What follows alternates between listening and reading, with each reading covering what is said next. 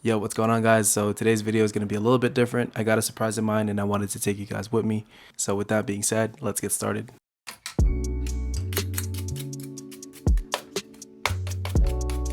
So I'm going to start off with cutting off my own hair. Let it be known for the record, I am not a professional. I sell houses, I sell clothes. I don't cut hair whatsoever, man.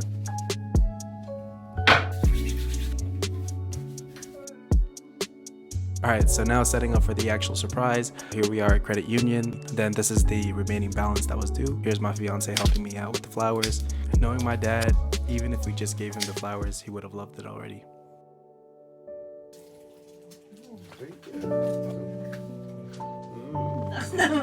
Bawal talaga ma.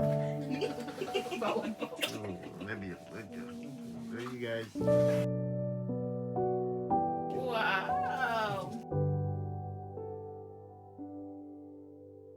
Thank you for letting me use your truck whenever I needed it. Please use this money to fill up your paid up truck.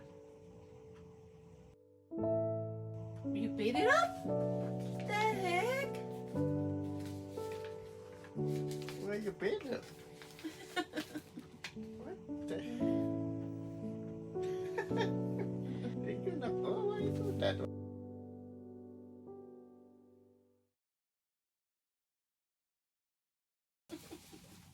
Yeah, guys.